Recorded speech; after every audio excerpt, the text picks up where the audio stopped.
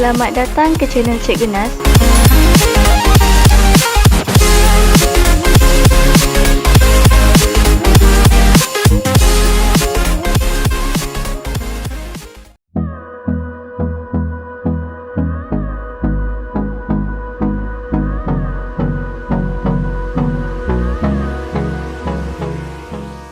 Bismillahirrahmanirrahim. Assalamualaikum warahmatullahi wabarakatuh.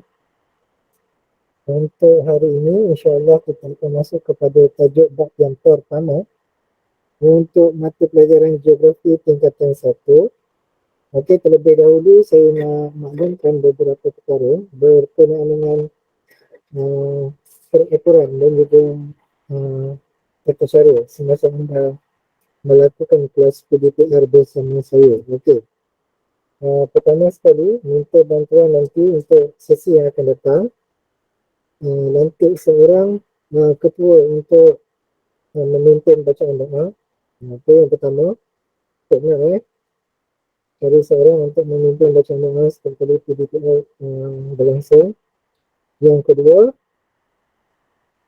setiap soalan yang saya ajukan secara lisan, minta respon dengan cara begini. Kalau kata saya tanya, faham tak apa yang saya ajar?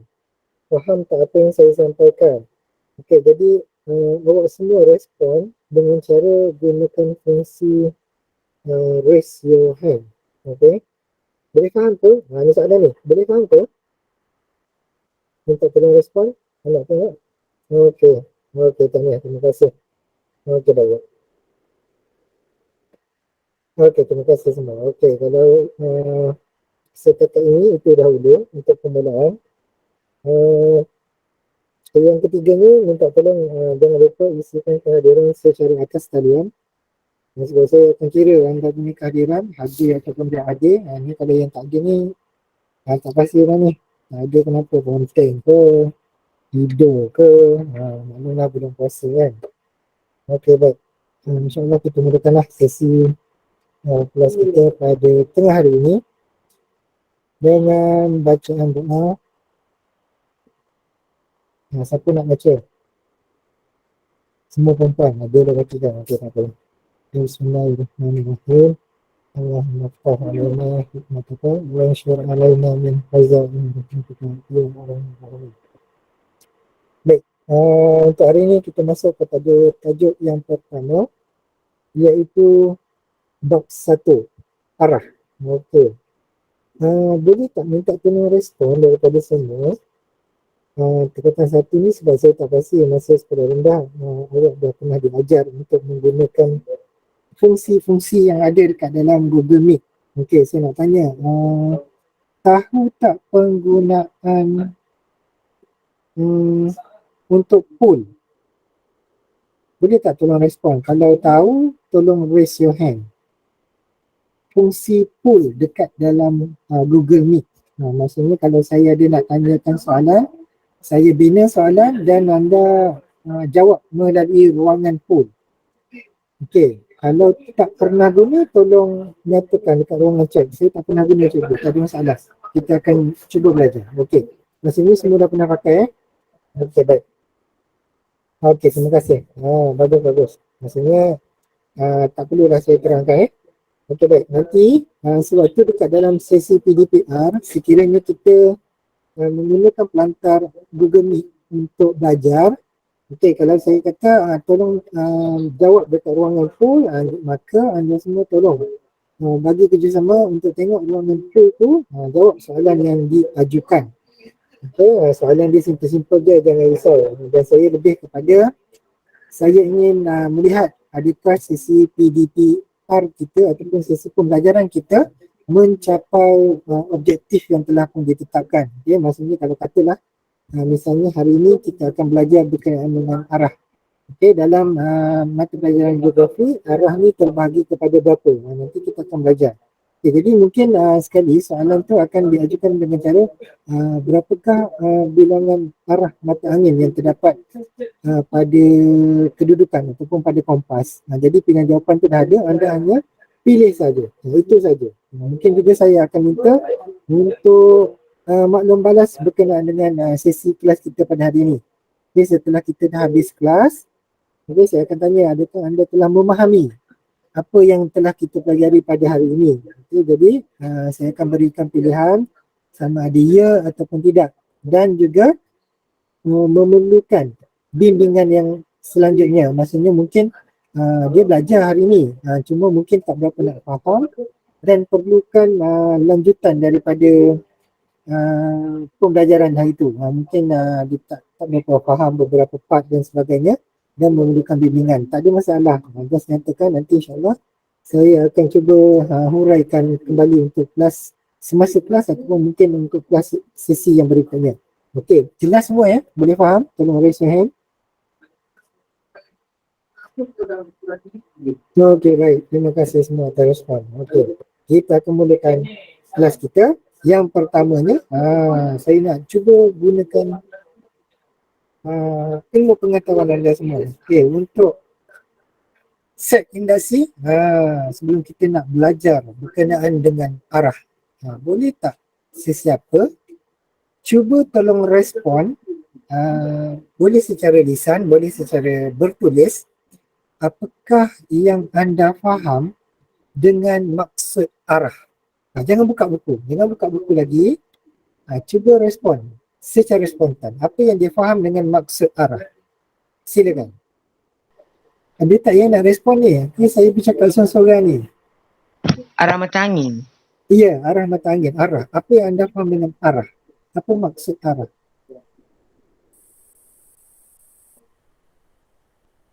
Ada sesiapa boleh terangkan secara ringkas kalau dia boleh faham apa yang dimaksudkan dengan perkataan arah? Ada tak? Tak ada? Okey, kalau tak ada tak apa. Jangan risau. Saya tak ada nak marah. Kita belajar, tak ada masalah. Okey, kita sedia maklumlah. Semua pun baru saja cuba untuk mempelajari mata pelajaran geografi. Okey, kalau anda perhatikan, untuk mata pelajaran geografi ni, seperti yang saya dah terangkan waktu pengenalan mata pelajaran geografi pada minggu lepas, kalau siapa yang ingat, mata pelajaran geografi ni adalah merujuk kepada satu mata pelajaran yang cukup luas. Maksud cukup luas ni, dia ni kita belajar berkaitan dengan semua perkara yang ada di atas muka bumi. Ada di atas muka bumi, termasuklah yang berada di dalam fizikal bumi. Okay? Kalau saya kata di atas permukaan bumi je, tak betul lah. Maksudnya apa saja yang berada di bawah permukaan bumi juga, itu adalah geografi. Okay? Dan geografi ni adalah merangkumi apa benda sahaja yang kita lakukan, apa yang kita buat, apa yang berada di sekitaran kita, contohnya sistem pengangkutan, sistem telekomunikasi, taburan penduduk, bentuk muka bumi, semuanya adalah berkaitan dengan geografi. Dan alam cakrawala juga adalah geografi. Okey, itu secara ringkas. Okey, saya nak kupas balik. Apakah yang dimaksudkan dengan arah? Arah ini diajar dalam mata pelajaran geografi tingkatan 1. Kenapa tak ajar waktu tingkatan 5? Kenapa belajar waktu tingkatan 1? Okey, jelas di sini saya nak nyatakan arah ini merupakan sebagai contoh lah, paling mudah untuk kita faham. Arah ini kalau kita dalam kehidupan seharian kita sebagai umat Islam, arah merujuk kepada apa? Kalau kita sebagai orang Islam, apa kepentingan arah? Apa dia? Siapa boleh sampaikan? Siapa yang boleh kupas balik? Dia nak kaitkan dengan apa? Arah ni merujuk kepada apa? Kita sebagai umat Islam, sebagai orang mukmin, apa bendanya? Siapa nak respon? Mana ni? Semua senyap ni. Siapa nak cuba? Nur Sumayah nak cuba, silakan. Ataupun Wan Insyaitoy nak cuba. Selamat datang Adi Rizki. Arah kiblat. Arah kiblat. Okey, baik. Lagi? Ada sesiapa lagi yang nak cuba? Silakan. Saya tak akan kata salah ke apa tak. Cuba je, cuba. Tak ada masalah. Arah. Okey, Amirah Najah kata kiblat. Okey, arah. Arah ini kalau kita sebagai orang Islam, sebagai mukmin, lebih kepada pedoman kita. Okey. Lebih kepada kita punya pedoman. Kalau pedoman kita sebagai umat Islam, apa dia pedoman kita? Siapa nak respon? Apa dia? Biasanya pedoman dia ni dia timbul bermusim. Bulan puasa dia timbul lah pedoman ni. Contoh. Tapi saya rasa murid-murid yang masuk ke Syam ni semuanya baik-baik dan dia mengamalkan perkara tersebut setiap hari. Siapa nak cuba? Apa dia pedoman kita sebagai orang Islam? Respon je, tak ada masalah. Saya bukan ustaz, jangan risau. Saya takkan tanya detail, saya bukan ustaz, jangan risau. Pedoman kita, apa dia? Kita merujuk apa? Dalam apa saja kerja buat kita? Al-Quran. Bagus, tahniah. Okay, tahniah Wan Muhammad, iaitu Al-Quran. Okay, itu sebagai kita punya pedoman kita, punca arah. Okay, kenapa nak kaitkan dengan geografi? Okay, baik. Arah diajar waktu tingkatan 1. Kerana apa? Itu adalah pedoman pertama kita nak belajar geografi. Kalau kita gagal menentukan arah, terutamanya untuk geografi, maksudnya kita akan sesat. Kita akan hilang punca, kita tak tahu nak pergi ke mana. Sebab itu tajuk arah ini diajar dalam subtopik pertama sekali dalam tingkatan 1. Okey, jelas maksudnya nanti kalau kita tak berjaya menguasai, memahami beberapa arah mata angin yang terdapat pada permukaan bumi, ada kemungkinan kita akan berhadapan dengan masalah. Masalah yang bagaimana? Sebagai contoh, katakanlah kalau kita ni hendak berjalan pergi ke mana-mana, nak pergi ataupun mungkin nak melakukan aktiviti camping dekat dalam hutan, kalau kita tak ada ilmu berkaitan dengan arah, ini akan menyukarkan kehidupan kita, terutama sekali untuk menentukan arah kiblat. Nanti nak solat dan sebagainya, mungkin nak mencari ketamadunan manusia. Macam contoh siapa yang biasa tengok siri-siri dokumentari survival, boleh tak siapa dekat sini respon pada saya yang minat tengok Discovery Channel, ada tak? Boleh tak tolong respon? Saya minat cikgu tengok Discovery Channel. Saja, minat. Ada. Okey, channel apa tu? Bagus, ada Zarif Adam. Channel apa tu? Yang jenis bagaimana? Jenis suka tengok mega structure ke, suka tengok yang nature punya ke, ataupun suka tengok hidupan liar ke, yang macam mana? Survival dengan hidupan liar. Survival dengan hidupan liar, bagus. Tu lebih kurang untuk minat kita tu. Okey. Jadi apa yang saya nak kaitkan dengan survival tadi, apabila kita survival ataupun kemandirian diri kan, apa yang penting ialah bagaimana kita nak keluar daripada sesuatu kawasan. Kena wajib kita kuasai arah. Sebab kalau kita tak ada pedoman, kita tak ada kemahiran ataupun pengetahuan berkaitan dengan arah, mungkin awak akan sesat selama-lamanya, tinggallah dekat dalam hutan tu. Sampailah mungkin sampai ajal kan. Itu maksud pentingnya kita mempelajari tajuk berkaitan dengan arah. Okey, selesai mukadimah, kita masuk kepada yang pertama. Cikgu punya lah lama, dekat 20 minit baru mukadimah je. Biasanya saya suka berceloteh. Saya suka bercerita pada anak-anak murid saya. Okey, kita lihat apakah yang akan kita pelajari dalam tajuk bab yang pertama ini. Okey, di akhir sesi pembelajaran, hanya antara objektifnya. Hari ini kita akan pergi kepada 2 objektif saja, iaitu 1.1 dan 1.2. Iaitu yang pertama, kita nak mempelajari, mengenal pasti 8 arah mata angin utama. Kita ada 8 arah mata angin terbahagi kepada 2. Satu arah mata angin utama, satu lagi bahagian iaitu arah mata angin dipanggil sebagai perantaraan. Apakah yang dimaksudkan dengan perantaraan? Maksud perantaraan tu ialah kedudukan arah mata angin tu di antara kedudukan arah mata angin utama dan arah mata angin utama. Seperti contoh, kedudukan tenggara, arah mata angin tenggara dia berada di antara timur dan juga di antara arah selatan. Nanti kita akan belajar insya-Allah. Okey, yang kedua, menggunakan matahari sebagai panduan untuk menentukan arah mata angin. Matahari juga boleh kita gunakan untuk kita menentukan arah. Ini terutama untuk orang-orang yang mungkin tidak mempunyai peralatan untuk menentukan arah seperti contoh kompas dan sebagainya. Jadi kita masih lagi boleh bergantung kepada matahari untuk menentukan arah. Okey, baik. 1.3 dan 1.4 saya tidak akan sentuh lagi. Kita akan tengok pada kelas yang berikutnya, insyaAllah. Okey, setakat ini boleh nampak dah apa yang akan kita pelajari. Minta tolong respon. Raise your hand, lupa nak sebut. Raise your hand. Okey. Dah nampak apa benda yang akan kita pelajari nanti ya. Okey, baik.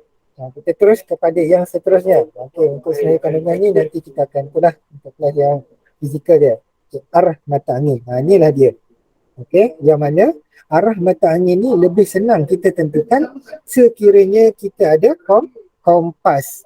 Nanti kita akan belajar. Ada beberapa jenis kompas. Kompas ni ada banyak. Ada lebih kurang 3 yang akan kita pelajari. Itu untuk tingkatan 1 lah.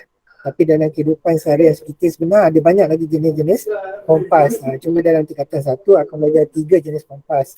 Okey, baik. Kita lihat arah mata angin. Apakah yang dimaksudkan dengan arah mata angin?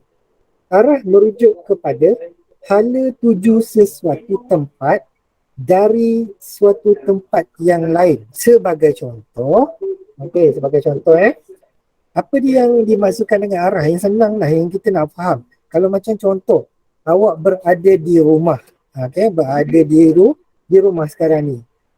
Katakanlah hari ni bersekolah, bukan PDPR kan, awak nak datang ke SMK Syam.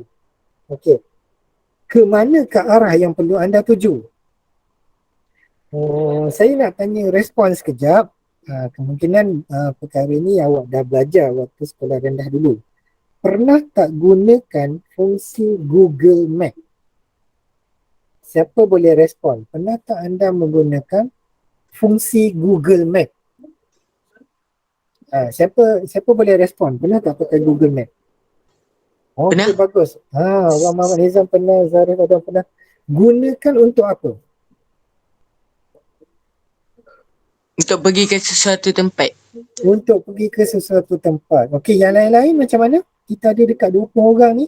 Zarif Adam seorang je yang respon. Yang lain pernah guna tak? Macam contoh mungkin sebelum-sebelum ni nak pergi ke Kuala Lumpur, mungkin nak balik ke kampung. Pernah tengok mak atau ayah menggunakan fungsi apa?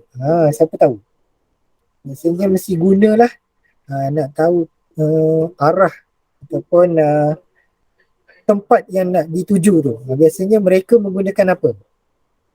Ataupun mungkin tak pernah tengok lah cikgu, sebab saya biasa naik je kereta, saya tidur, tahu-tahu je sampai kampung. Macam tu. Pernah tak tengok? Cuba respon sikit, nak dengar.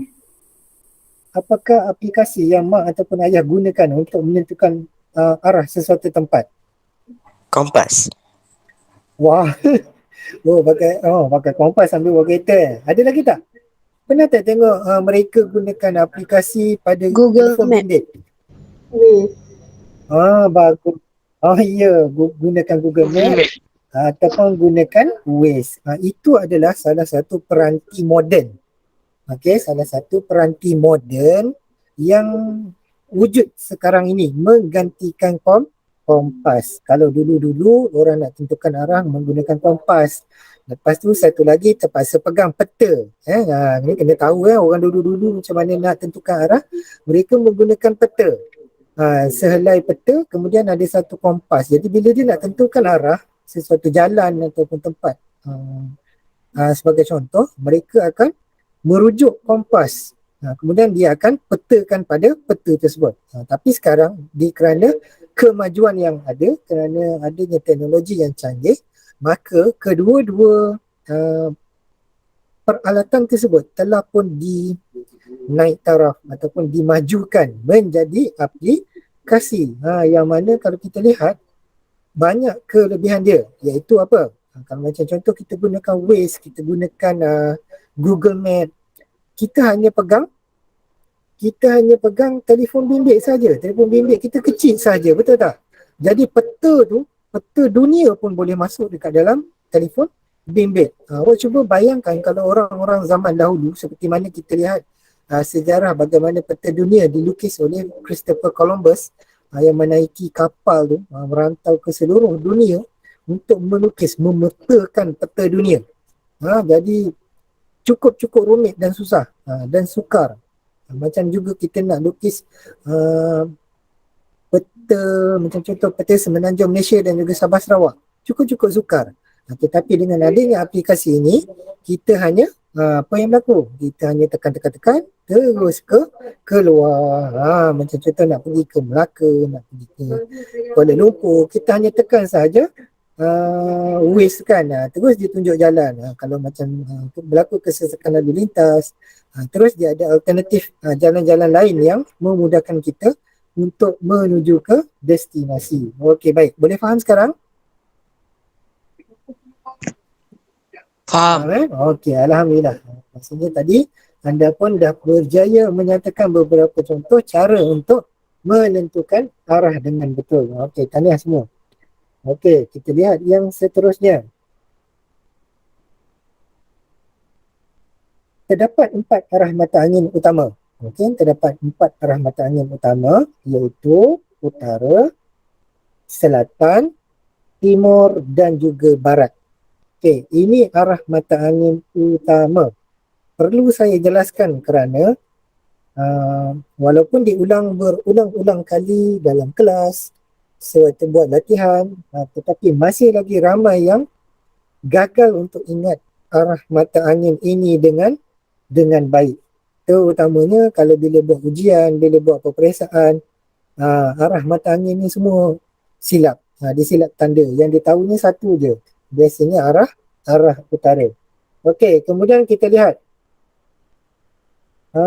Yang seterusnya kita ada arah mata angin.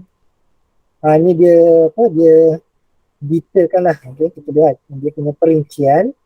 Okey, bahagian arah mata angin ditanda dengan arah utara. Okey, di arah atas ni arah utara. Manakala yang bertentangan dengannya, okey, kita ada arah selatan. Utara di atas, di bawahnya arah selatan. Manakala di bahagian sebelah kanan merujuk kepada arah timur dan arah barat pada bahagian kiri. Okey. Setakat ini, ada tak masalah untuk menguasai arah mata angin utama? Ada 4 je dulu. Nak tanya, boleh faham ke tak boleh faham? Boleh faham. Gunakan fungsi raise your hand, tak ada masalah. Boleh faham Okey, bagus. Saya kena tanya, takut-takut nanti kan ada yang tak faham. Okey, baik. Tahniah. Okey, seterusnya. Dia bagi satu akronim. Tip untuk mengingat. Okey, ular tedung sangat bisa. Ini menggunakan akronim lah. U untuk utara, T untuk timur, S untuk selatan, B untuk barat. Digunakan pada perkataan ni. Tapi rasanya tak perlu dah kot ada akronim ni. Saya yakin dan percaya murid-murid yang masuk ke Syam ni semuanya hebat-hebat kan. Okey, kita tengok yang seterusnya. Mata angin perantaraan. Okey, juga terdapat 4 arah mata angin perantaraan, iaitu yang pertama timur laut, yang kedua tenggara, yang ketiga barat daya dan yang keempat barat laut. Okey, suka saya nak terangkan supaya anda cepat faham. Okey, kita lihat di sini berdasarkan daripada nota yang anda dapat lihat. Okey, arah laut. Okey, arah laut, awak tengok pada kompas ni, arah mata angin ni, arah lautnya kedua-duanya berada ke arah atas. Boleh faham ke? Barat laut dan juga timur laut ni kedua-duanya ke arah atas. Manakala satu lagi barat daya ni ke bawah, dan di satu lagi ni dia tak jadi pula timur daya, dia tak ada istilah timur daya iaitu istilah tenggara. Okey. Ni jangan sesekali lupa ni, jangan sesekali cuai. Bila mana ada aktiviti menanda arah mata angin, dia biasanya waktu peperiksaan lah. Okey, biasanya waktu peperiksaan, sebab kalau dekat dalam kelas dia masih ingat bila cikgu minta respon, laju je pelajar respon kan. Itu yang berlaku dekat dalam kelas. Tapi apa yang berlaku bila waktu peperiksaan, dia jadi sama-sama, dia lupa dah. Apa arah mata angin ni dah lupa. Atau mula-mula macam-macam arah mata angin yang pelik-pelik dia keluar nanti. Okey, jadi minta tolong cuba kuasai ke-88 arah mata angin.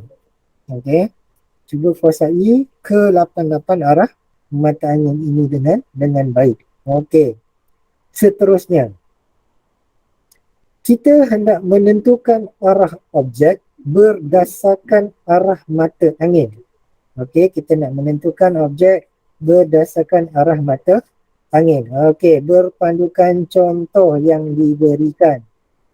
Okey, kita dapat lihat di sini arah kedai makan. Jelas tak? Bila nampak kan arah kedai makan berada di bahagian arah barat. Okey, tolong take note dekat dalam nota. Bila soalan-soalan yang bertanyakan mengenai arah, okey, saya tekankan sekali lagi, tolong tulis kat mana-mana. Bila ada soalan yang dalam ayat dia tu, dalam ayat soalan tu ada yang meminta untuk menyatakan arah, jawapannya kesemuanya adalah berkaitan dengan arah mata angin. Okey, kesemua jawapannya adalah berkaitan dengan arah mata angin. Sebagai contoh, saya nak supaya anda dapat bezakan apa yang dimaksudkan dengan arah dan juga kedudukan. Okey, macam contoh yang pertama tadi. Di manakah terletaknya arah kedai makan? Jangan sesekali sebut dia terletak di arah kiri. Salah jawapan tu. Okey. Kita tidak menggunakan kedudukan untuk menyatakan arah.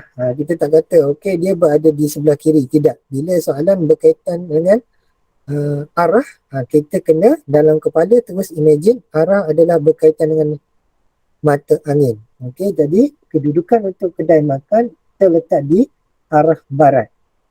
Barat apa? Barat peta. Ya, Nur Zamzila. Ada soalan ingin ditanya? Silakan. Ya, silakan. Ataupun tadi respon untuk faham Ada soalan ke? Tiada Okey, baik. Ya, okey. Yang seterusnya, sekolah berada di bahagian arah selatan. Jangan sesekali kata sekolah berada di bahagian bawah. Tidak. Ini bukan. Jangan kata ni sekolah duduk kat bawah, hospital duduk kat atas, pejabat pos duduk kat mana dah pejabat pos ni? Pejabat pos berada di bahagian tenggara peta. Manakala pula hotel berada di bahagian barat laut peta. Ini maksud dia. Tolong take note baik-baik. Jangan lupa cukup-cukup risau. Saya cukup-cukup risau sebab bila mana kita belajar dia ingat, bila kita minta murid untuk laksanakan aktiviti, dia dah mula tak faham. Jangan berlaku kekeliruan. Okey, kita lihat yang seterusnya. Selesai berkaitan dengan arah. Okey, selesai berkaitan dengan arah. Ada 8 arah mata angin. Kita ada 4 arah mata angin utama. Kita ada 4 arah mata angin perantaraan. 1.2. Kita nak belajar pula bagaimana cara menentukan arah menggunakan matahari. Okey, baik. Ni masing-masing semua dah ada buku teks digital kan? Okey, dekat dalam buku teks digital tu juga ada gambar rajah ni. Jadi anda boleh rujuk gambar rajah ni. Okey, bagaimana kita nak gunakan matahari sebagai cara untuk menentukan arah.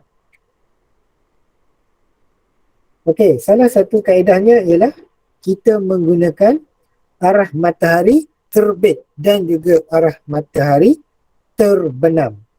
Caranya bagaimana? Saya tak nak tunjuk contoh lagi. Okey, kita gunakan aktiviti yang pertama. Boleh tengok dekat ruangan pool. Sekejap saya bina satu soalan. Nanti masing-masing semua tolong respon dekat sini. Okey, cuba respon. Saya dah letak satu pool. Soalan dia ialah, apakah arah matahari terbit? Siapa boleh respon? Apakah arah matahari terbit? Jawab dekat ruangan pool tu. Okey, baru ada 9 orang yang respon. Mana 11 orang lagi? Okey, daripada 9 yang respon, ada seorang yang dah bertambah. Dah jadi 2 orang yang salah jawab. Tak apa, tak apa. Teruskan. Dah bertambah 3 orang yang jawab salah. Kita belajar, tak apa, jangan risau.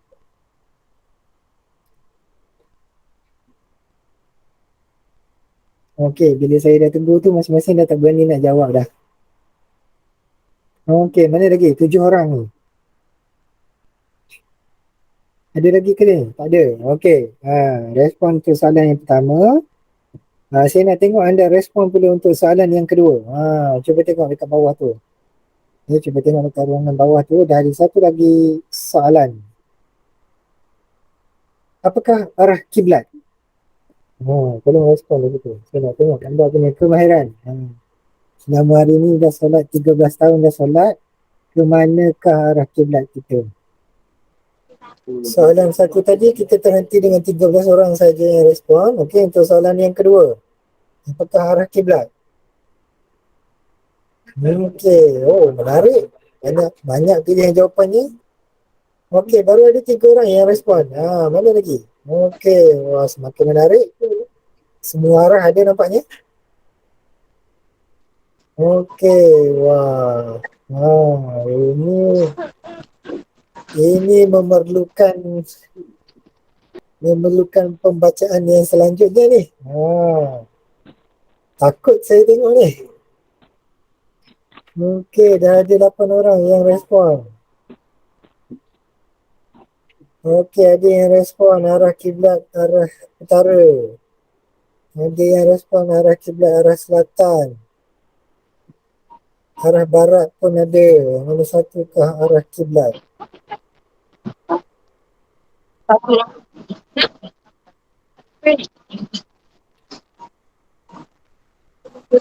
Okey, saya tunggu sampai 15 orang respon baru saya terangkan.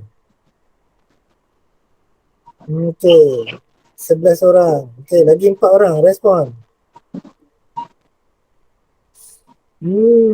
Semakin menarik nampaknya. Okey, kita show dahulu. Dah tak ada. Kita lihat jawapan-jawapan yang telah pun dipilih. Okey, anda boleh lihat pilihan jawapan-jawapan yang telah pun dipilih. Ni secara umum kita tak tahu siapa yang vote ni kan. Okey, baik. Untuk soalan yang pertama tadi, apakah arah matahari terbit? Okey. Kena negara Jepun tak? Siapa boleh respon? Kenal negara Jepun kan? Negara Jepun juga dikenali sebagai negara matahari terbit. Bagus. Okey, tahniah Wan Muhammad, iaitu negara matahari terbit yang mana kedudukannya berada pada arah mana? Negara Jepun ni berada pada arah mana? Timur. Yang lain tu tak tahu. Arah timur. Bagus. Okey. Itu arah matahari terbit. Okey, kita lihat pula soalan yang kedua. Apakah arah kiblat? Okey. Anda semua solat setiap hari berpandukan bagaimana? Solat kat rumah berpandukan bagaimana? Ataupun mungkin keluarga dah tetapkan, okey, solat arah ni, tu awak pun solat lah arah tu. Tapi sepanjang 13 tahun hidup ni tak tahu pun solat tu menghadap ke arah mana sebenarnya. Siapa boleh respon?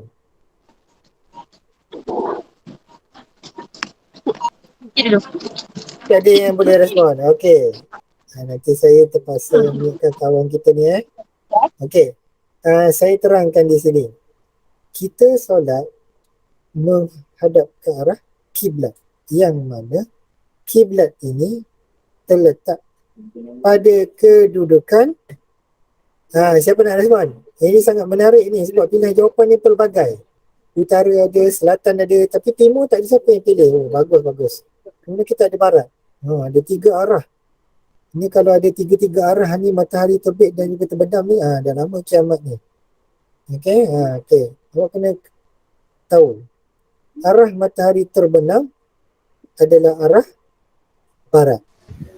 Okey. Sebab itu kalau kita lihat, kita solat waktu zuhur, mungkin zuhur tak nampak kot. Waktu asar, betul tak? Waktu asar tu, arah kita, kiblat kita tu menghala ke arah barat. Okey, jadi awak kena faham begini. Arah kita solat adalah menghadap ke arah kiblat, bukannya menghadap ke arah barat. Tetapi kerana kita berada di negara Malaysia, kena faham kerana kita berada di negara Malaysia dan kedudukan Mekah berada di arah barat dunia, maka kita mengerjakan solat, solat menghadap ke arah mana? Ke arah barat. Tetapi negara-negara yang selepas daripada di Mekah itu, mereka akan solat mengarah ke arah timur. Sebab itu adalah titik punca dia. Saya nak tanya, nak cuba dengar respon sikit. Ada tak di kalangan anda semua yang pernah sampai ke Mekah? Boleh tak respon? Ada tak yang pernah sampai? Sebab saya nak terangkan kenapa yang dikatakan solat menghadap ke arah kiblat tadi. Ya ada Okey, kalau tak ada tak apa, saya jelaskan. Kalau siapa yang pernah sampai ke Tanah Suci Mekah, kedudukan Kaabah itu, yang kita akan solat keseluruhan kawasan Masjidil Haram itu, tumpu ke arah Kaabah, yang mana Kaabah itulah adalah kiblat kita.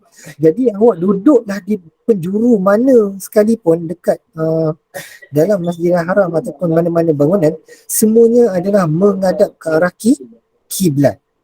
Jadi berbeza dengan kalau kita berada di Malaysia. Kita berada di Malaysia, kita belajar, kita kena solat menghadap ke arah matahari terbenam. Itu adalah sama juga dengan kerana kebetulan kedudukan Kaabah itu berada di arah barat peta dunia.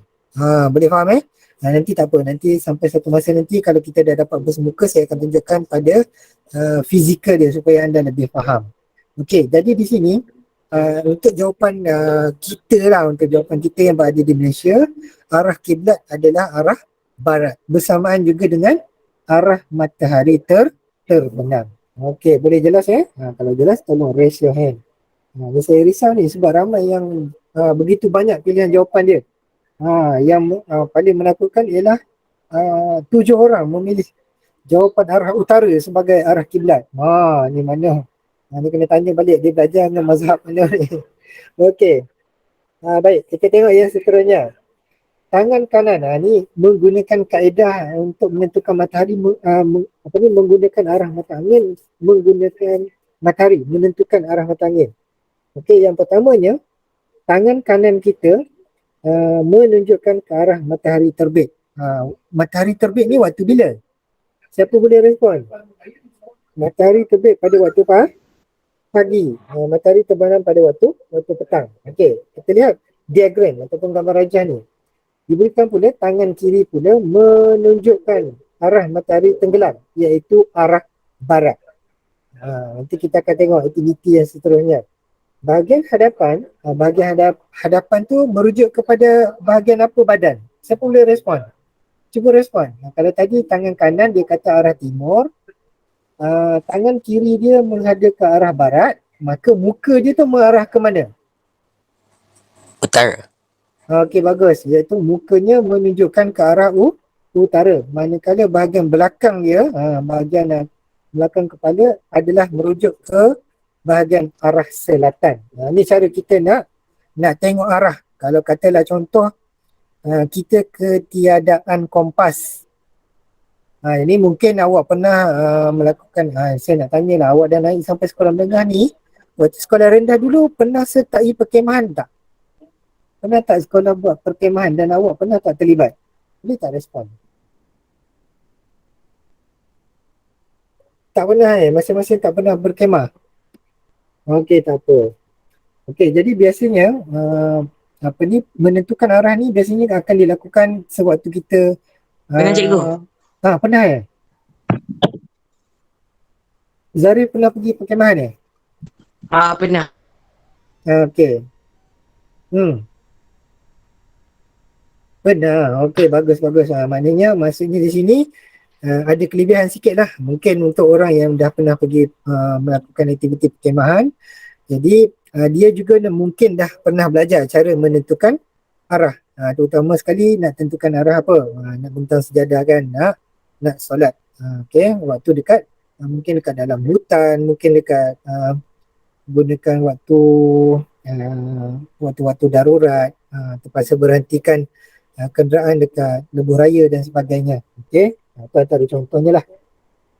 Okey, kita tengok ada gambar rajah ni, dia dah nyatakan arah utara, barat, timur dan juga selatan. Okey, hanya ada video, tapi video ni nanti insyaAllah saya share dekat dalam grup lah so, kalau saya mainkan ni takut nanti masing-masing link video link internet, line internet tu akan jadi perlahan. Okey, selesai 1.2, kita dah belajar cara menentukan arah dan juga menentukan arah menggunakan matahari. Okey, saya nak minta respon daripada anda semua sebentar lagi. Kita bagi laluan untuk azan terlebih dahulu.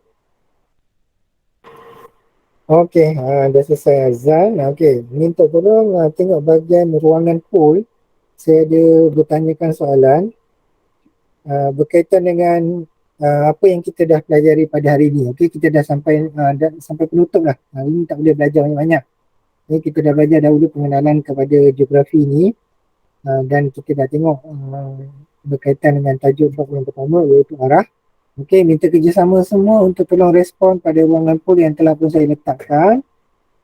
Okey, soalan dia, adakah anda telah memahami objektif pembelajaran pada hari ini? Iaitu, saya imbas balik, kita dah belajar berkaitan dengan arah mata angin dan kita dah belajar berkaitan dengan cara bagaimana nak menentukan arah mata angin menggunakan matahari. Okey, baik, di sini ada satu vote yang menyatakan memerlukan bimbingan yang selanjutnya. Okey, nanti untuk individu ini minta tolong PM saya, nanti bagi tahu dekat mana yang tak faham nanti insyaAllah saya akan cuba bimbing untuk waktu yang lapang nanti insyaAllah. Kalau tak faham bagi tahu, jangan risau, insyaAllah saya akan guide sampai anda faham benda ni. Okey, ada lagi lebih kurang 5 minit. Minta tolong semua yang masih lagi bersama saya tolong respon supaya saya dapat lihat anda semua telah pun faham ataupun masih lagi belum faham dengan pembelajaran kita pada hari ini. Okey, mana lagi? Baru 9 orang. Kita ada 20 orang kat dalam ni. Okey, 20 orang yang masih lagi berada dalam Google Meet ni, minta tolong respon. Adakah anda telah memahami objektif yang kita pelajari pada hari ini? Okey, sambil-sambil tu pesanan penaja. Jangan lupa isi kehadiran.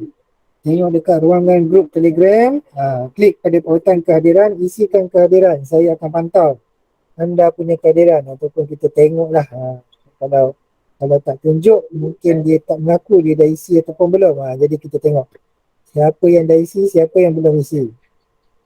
Okey, dekat sini baru 13 orang yang isi. Mana lagi ni? Dekat dalam Google Meet ada 20 orang. Ada 7 orang yang masih lagi belum isi kehadiran. Tolong isi kehadiran sebelum anda selesai kelas kita pada hari ini.